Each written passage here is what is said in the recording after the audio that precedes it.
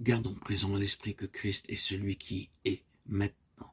Car pour Dieu, il n'existe pas de distinction entre passé et futur. Pour lui, il est toujours aujourd'hui, d'éternité en éternité. Il est le même, sans altération, sans passé ni futur. Il est le Dieu du maintenant. Ainsi, en introduisant le facteur temps, nous ne pourrons pas dialoguer avec Dieu. En examinant le texte grec dans le Nouveau Testament, nous voyons que le terme purifie dans 1 Jean 1,7 est employé au présent. Il n'est pas dit que le sang de Jésus, Fils de Dieu, nous a purifiés de tout péché, ni qu'il nous purifiera de tout péché. Il est dit clairement que le sang de Jésus, Fils de Dieu, maintenant, nous purifie de tout péché. Ce n'est pas dans le passé, ni dans le futur, mais c'est dans le présent de Dieu que tout péché est purifié. Avant d'avoir été sauvés, nos pensées étaient continuellement gouvernées par une certaine conception du temps.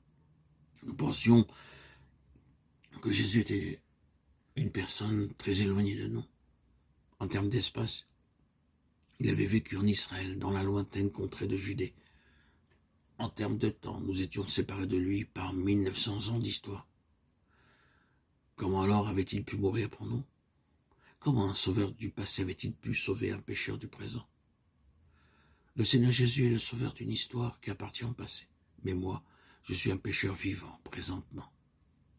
Comment une personne du passé a-t-elle pu sauver quelqu'un comme moi, vivant dans le présent? Nous étions vraiment dans l'embarras, sans pouvoir résoudre un tel problème. Jusqu'au jour où nous avons dit à Dieu, je ne sais rien, sauf que je suis un pécheur, je sais que j'ai besoin d'être sauvé, et c'est maintenant pour moi le temps d'être sauvé.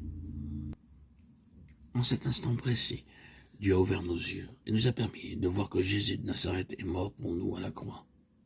C'était comme si Jésus tendait ses mains vers nous en disant, « Toi, viens seulement vers moi. Si tu ne me rejettes pas, tout ira bien. » Alors, avec des larmes inondant notre face, nous l'avons reçu comme notre sauveur. Dites-moi maintenant, à ce moment-là, avez-vous réfléchi à la question du temps? Étiez-vous à ce moment-là préoccupé par le dilemme d'un sauveur historique et du pécheur contemporain?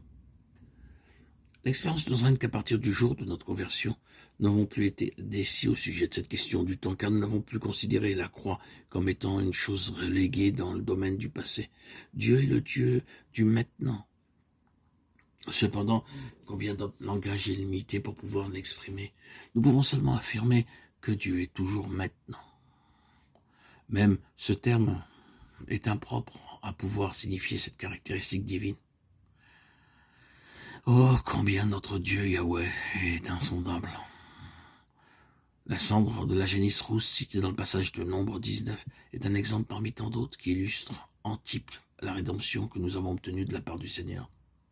Sur la cendre de cette vache rousse, on répandait de l'eau vive, courante. En ce temps-là, l'aspersion de cette eau sur le corps d'un homme ou sur des objets avait un pouvoir purificateur. La mort du Seigneur Jésus est le plein accomplissement de tous ces actes purificateurs décrits dans l'Ancien Testament. Sur un plan historique, c'est-à-dire d'un point de vue humain, le Seigneur Jésus mourut il y a 1900 ans. Mais le jour où le Saint-Esprit nous révèle la réelle signification de ce que le Seigneur a accompli, c'est comme si nous avions été aspergés par cette eau vive de purification. Dès que nous l'avons reçue, nous avons été sauvés. La rédemption du Seigneur dans la puissance du Saint-Esprit, ce n'est pas une chose passée, mais une réalité toujours présente, maintenant. Le Saint-Esprit est le courant d'eau vive de la puissance divine. C'est le Saint-Esprit qui ouvre nos yeux sur des réalités divines et qui nous y fait entrer pour les vivre en expérience. Souvenons-nous toujours que Dieu est le Dieu du maintenant. Il n'y a pas de passé en lui.